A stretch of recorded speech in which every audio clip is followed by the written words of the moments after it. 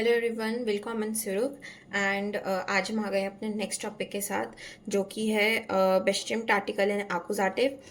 Last जो video था उसमें मैंने नॉमिनेटिव के 3 टाइप के जो आर्टिकल होते हैं, बेस्टिम्ड, उनबेस्टिम्ड एंड नेगेशियन, तीनों के बारे में मैंने एक ही वीडियो में बताया था। साथ ही साथ मैंने क्विक रिवीजन के लिए शॉर्ट्स में भी उन तीनों के अलग अलग शॉर्ट्स डाले थे, तो आप वो भी जाके चेकआउट कर सकते हैं। तो आज हम सिर्फ फोकस करेंगे आकुजाटिव के बेस्टिम्ड आर्टिकल पे।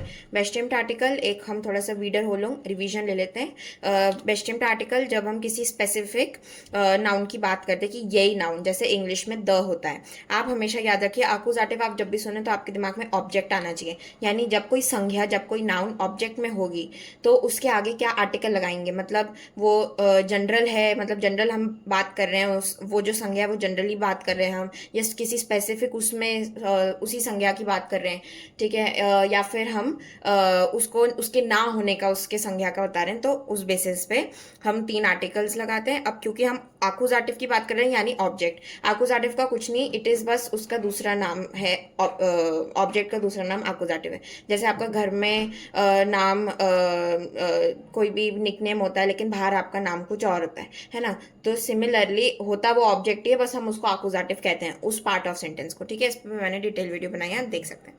तो चलिए हम देखते हैं। आर्टिकल बेसिकली, आर्टिकल वो वर्ड्स होते हैं, मतलब एक तरीके से वो डब्बा होता है जो किसी नाउन से पहले आता है, नाउन या फिर हम हिंदी में जैसे संज्ञा कहते हैं, ठीक है। तो आर्टिकल हमेशा नाउन या संज्ञा से पहले आते हैं। एंड ये याद रखिएगा कि हमेशा एक आर्टिकल के साथ एक नाउन या संज्ञा है, कि वो अकेले आर्टिकल कभी नहीं आ सकता, ठीक है। जैसे मैं कभी भी किसी सेंटेंस में अकेला द नहीं लगा सकती, अकेला ए नहीं लगा सकती, ए फॉर मतलब एप्पल जो इंग्लिश वाला होता है, अकेला मैं इंग्लिश में एन नहीं लगा सकती, ए एन वाला।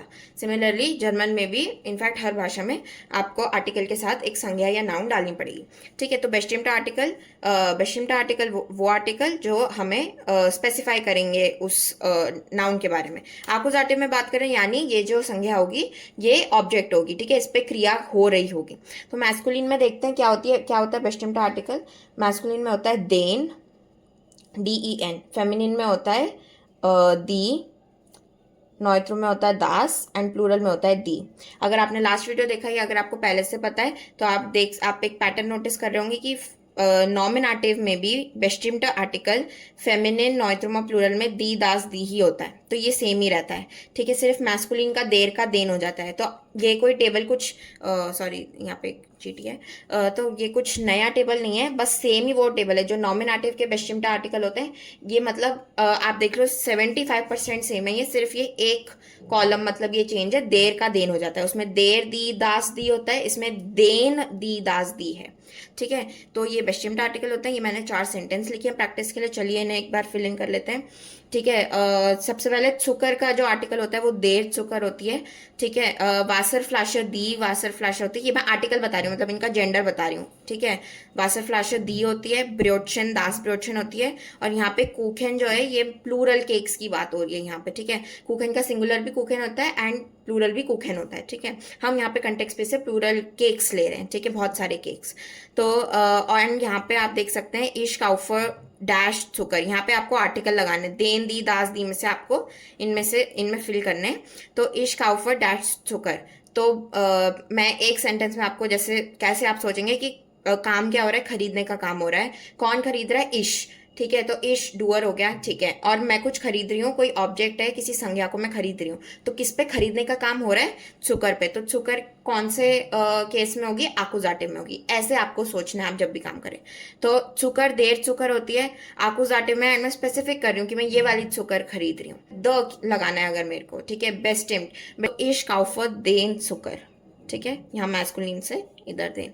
एर हार्ट डैश वासर फ्लैशर, ठीक है। तो एर यानी उसके पास है, क्या है उसके पास, ऑब्जेक्ट, यानी आकुजाटिव में वासर फ्लैशर दी होते, तो ऑब्जेक्ट है, फेमिनिन है, तो हम क्या एंड हम मतलब उसको स्पेसिफाई करें, बेस्टिम्ड है, ठीक है। तो हम यहाँ पे आएगा एर हार्ट दी वासर फ्लैशर, ठीक है। फिर वियर नेमन, नेमन होता है टू टेक, वियर नेमन डैश ब्रोटशन, ठीक है। तो वी ब्रोटशन का आर्टिकल क्या होता है, दास, और हम खरीद रहे हैं से, तो ये ऑब्जेक्ट है, तो क्या आएगा यहाँ पे, नॉइथ्रुम का दास आ जाएगा। ये बेसिकली ये जो 4 हैं इनकी यहाँ पे ये प्रैक्टिस है, ठीक है। फिर मरिया ब्रिंग्ड डैश कुखेन, तो मरिया ला ब्रिंग मतलब ब्रिंग्स, ठीक है। तो मरिया इज ब्रिंगिंग या ब्रिंग्स डैश कुकिंग, वो केक्स ला रही है, ठीक है। तो ला रही है, लाने का काम हो रहा है, कौन ला रहा है? मरिया ला रही है, ठीक है। तो मरिया कहते हैं अपना डूअर है, एंड वो कुछ ला रही होगी, तो वो ऑब्जेक्ट क्या है? कुकिंग, तो कुकिंग आकुजाटिव में है। एंड यहाँ पे आकुजाटिव का बेस्टिम्ड, ठीक है, हमें मतलब बोलना है द केक्स, ठीक है। तो हम यहाँ पे प्लूरल का ये यहाँ पे दी ले लेंगे, ठीक है। तो आई होप आपको इनको यूज करना भी सेंटेंसेस में आ गया होगा। हमेशा याद रखिए कि बेस्टिम्ड आर्टिकल जब हम द लगा रहे हैं मतलब स्पेसिफाई कर रहे हैं, ठीक है। इश काउफर देन सुकर, ठीक है। I am buying the sugar, ठीक है।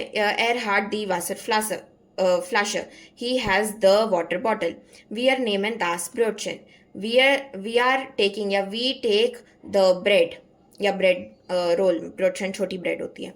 मरिया ब्रिंग्ड दी कुकन, मरिया ब्रिंग्स या फिर is bringing, Maria is bringing the cakes. German में प्रेजेंट टेंस, ठीक है, जो इंग्लिश का होता है, एंड प्रेजेंट कॉन्टिन्यूस टेंस दोनों सेम होता है, ये मैं पिछले वीडियो में भी बता चुकी हूँ। जैसे हमारा हिंदी में होता है, अगर मैं आपको एक एग्जांपल दूं, मैं सुबह 6 बजे उठती हूँ, ठीक है। ये मतलब एक तरीके से मेरा डेली का काम हो गया कि मैं डेली सुबह 6 बजे उठती हूँ, ठीक है। अगर मैं बोलूँ मैं 6 बजे उठ रही हूँ,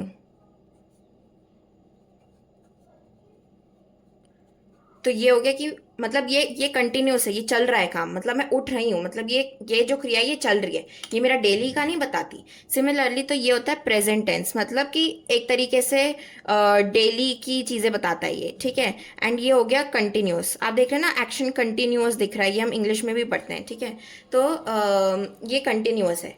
तो जब कोई टेंस हमें बताता है कि ये हो रहा है, जैसे I am eating bread, I eat bread, आप दोनों में डिफरेंस समझ सकते हैं। आई ईट ब्रेड मतलब मैं खाती हूँ bread, I am eating bread मतलब मैं इस वक्त खा रही हूँ, ठीक है।